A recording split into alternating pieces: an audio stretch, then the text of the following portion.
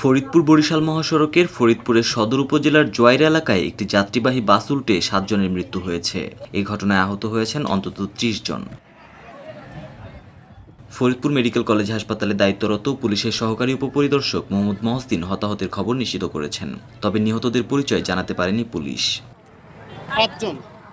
স্থানীয়রা জানান, ফারিয়া পরিবহনের একটি বাস জোয়াইর এলাকায় সড়কের পাশে থাকা বিদ্যুতের খুঁটিতে আঘাত করে উল্টে যায়। আশপাশের লোকজন হতাহতদের উদ্ধার করে হাসপাতালে পাঠায়। ফায়ার সার্ভিস জানায়, দুর্ঘটনার খবর পেয়ে ঘটনাস্থলে গিয়ে বাসের নিচে চাপা পড়া কয়েকজনকে উদ্ধার করা হয়েছে। উদ্ধারকৃতদের ফরিদপুর মেডিকেল কলেজ হাসপাতালে পাঠানো হয়েছে।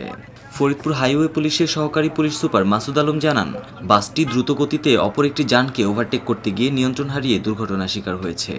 আমরা প্রাথমিকভাবে যেটা ধারণা করছি যে ওভার স্পিডে এবং ওভারটেক দুইটা একসাথে, ওভার স্পিডের সাথে ওভারটেকিং করার কারণে সে তার লেন্স নিয়ে চলে গেছে।